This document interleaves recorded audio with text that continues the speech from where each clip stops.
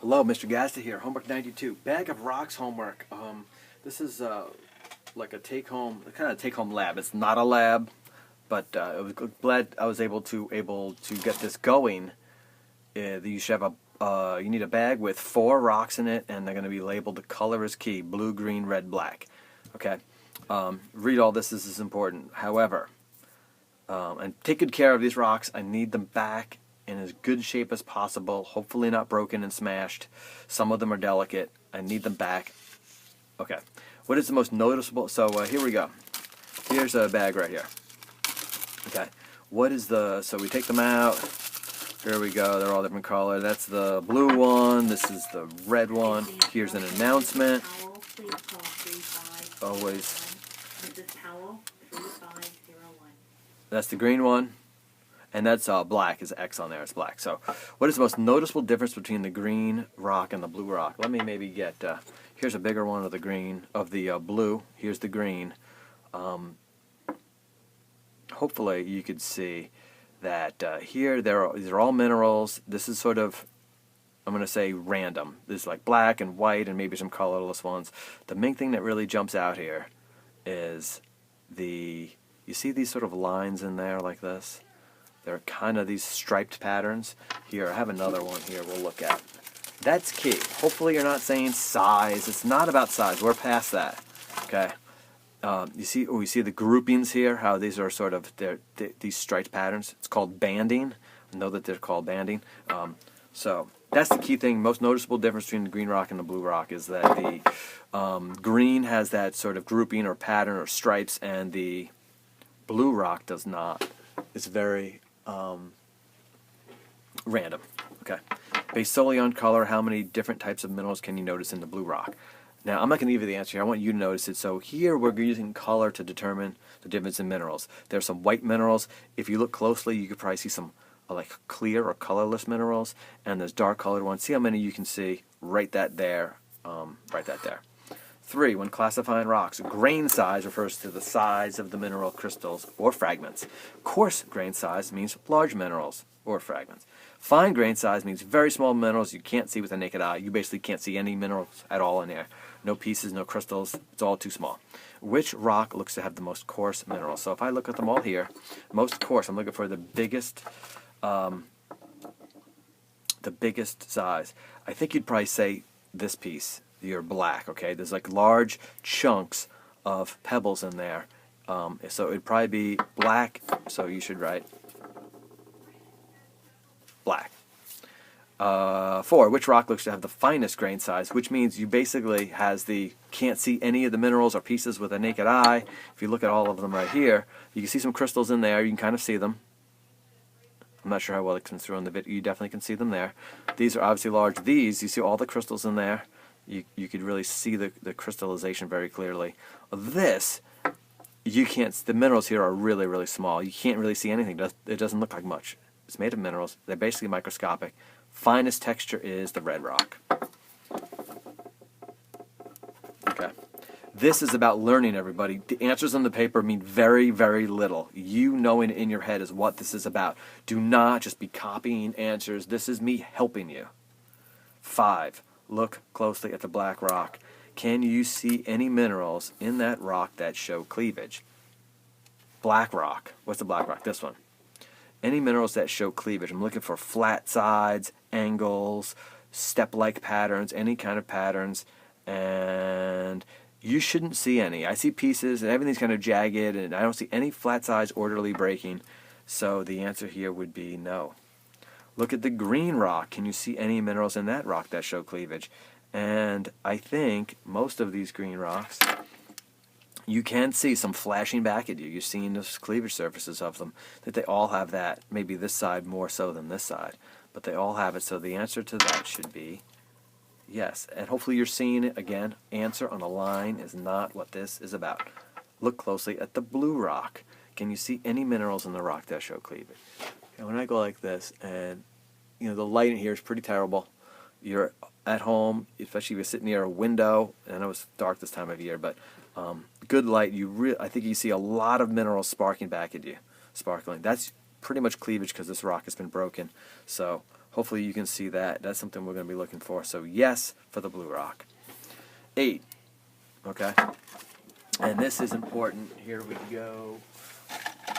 This is important. Igneous rocks form when liquid rock cools and solidify. Think of lava.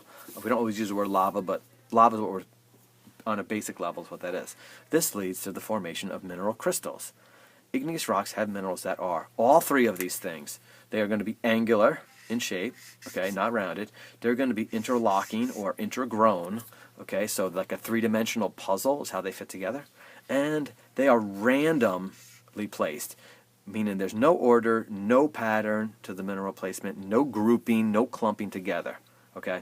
All three of those, know this info. This is key for igneous rocks, and it is the one thing where a lot of students kind of fall behind, okay? So, using the information above, which rock looks to be igneous rock? And it's this one, it's the blue one. Okay, you see the crystals in there, and if you can see, you have to get close. I can't get my eyes really close right here. But they are very angular in relation to each other, okay? And they're random, right? Look at the dark minerals here. They don't see any pattern or order. They're just kind of very randomly placed, and they are interlocking as opposed to being cemented together. So for instance, this is something, they're not interlocking. This piece here, all the dark pieces, these pieces, right? They're not interlocking with each other. They have this sort of light gray stuff around it holding it together. So this is not interlocking. These are interlocking. So the answer should be the blue rock. That's an igneous rock. Know those things. Blue. Okay? Okay. Next side. Look closely at the green rock. Are the minerals random or in some sort of order? Okay, I'm looking at the green rock. Really want to look on this side. Here's another different example of the green rock. And are they random or in order? I think they're definitely in some order. They group together like this. These flat layers right here. Okay, they group together like this. So I think you want to say order or grouping. Order, grouping. 11. Sedimentary rocks have pieces of other rocks that are cemented together by fine minerals called cement. You usually cannot see the crystals that make up the cement. Which rock looks to be sedimentary? Looking for pieces of other rocks cemented together. If you were to look through these here, and look through them all very carefully, it would be this one. You could see the pieces here cemented together. Here's another piece of it. You really can see these are pieces of rocks like pebbles, some rounded, some angular. And then with the light gray stuff is the cement holding it together. Therefore, what am I doing? That's black. Black rock. What color is the cement in the sedimentary rock? Okay. So that is this sort of gray, light gray. Okay? Light gray. Something like that, just so you can see it. Estimate the percent of dark-colored minerals in the blue rock. Okay. Dark-colored minerals are all like the black or dark gray ones. Everyone's piece might be a little bit different. But do it on your own. I'm not going to give you a number. It's about you estimating of the total, what percentage thinks dark colored. That's something we'll be doing, that we do with igneous rocks as well. So that's 13. Do that on your own. 14. Metamorphic rocks form when an existing rock is changed when buried deeply. Hot temperatures play a role in changing the minerals. High pressure creates flattened layers. When these layers are very thin, like sheets of paper, and they're all the same color, the texture of the rock is called foliation or foliated rock. Which rock looks to be foliated? So I'm looking for any kind of layers here. Okay, so any kind of layers, and let me see some examples here. What you should end up with is the red rock. Okay, and if you look at the side, they don't jump out at you, and the ones that are really good layers actually tend to break, so I couldn't include them here. But here you really can see it. Not sure. You can really look at the sides of this one, very much like sheets of a book. You can see them here, and not every piece shows it well, so you really got to look closely. But these are all these layers that are all flat like this. Okay, this piece too, you can kind of see it right here. Okay, really thin layers means the pressure was like this, pushing down on it, and the minerals all got very flattened, which is cool. Therefore, that is what the red rock. The red rock. Under extreme metamorphic conditions of very hot temperatures and extreme pressure, a rock can partially melt. And look, note, if a rock gets so hot that it completely melts, it will be an igneous rock once it cools and solidifies. Okay, so I'll get it out of the metamorphic rock category. But the partially melting is what we're still on. While partially melted, the rock is like a thick liquid. Think of peanut butter or like a really thick toothpaste. Okay, and this is deep underground, so this is a unique way for rocks to be. When a rock is like this, its minerals slowly move and join other minerals of the same type. So they migrate within this really thick liquid, and they kind of, not to say they link up, but they group together. So mica kind of meets up with other mica, feldspar with other feldspar, and form these grouping or clumping. This leads to flattened layers or clumps of different minerals, of different colors. This is called banding. What rock looks like it has banding? And it's this one. Okay, it is the green. That's what those layers are called. The different colored layers are called banding. Banding. Know that. That's important. I'm going to highlight some real important words here that often trip students up. Foliation, banding. Know these. And therefore, what did I say? Green rock. Okay. And then it says, reference table 6 and 7. The blue rock is the igneous rock. Granite. It has angular interlocking crystals that are not in a pattern. I put that in there just in case you didn't catch it the first time. This is granite. This is an example of angular interlocking crystals that are not in a pattern. Know that. Find granite on the reference table. The ESRT classifies granite as having what type of texture? Here we go. This is page, so it's 6 or 7. So you got to know igneous here, sedimentary here, metamorphic here. So we're on igneous. Where's granite? Here. Where does it say texture here? I have to look over here. Texture. Okay. So there's a few things for texture. You could say coarse, non-vesicular. Coarse is really what I'm after, but non-vesicular is true. It's actually both of those, but coarse is what I'm after. That's the texture, and that kind of shows that it has large minerals. So coarse, although non-vesicular will work too. We have not learned about vesicular yet. I don't have any vesicular rocks I could have you take home. But that would be the answer. Instead of you the reference table. Black rock is the sedimentary rock conglomerate of breccia, also pronounced breccia. The pieces in the student bags vary. Breccia has angular pebbles. Conglomerate has rounded, so your piece may vary from someone else's. It forms when pebbles, sand, and mud are deposited in water and then get compacted and cemented to form a rock. The ESRT classifies conglomerate breccia as having what type of texture?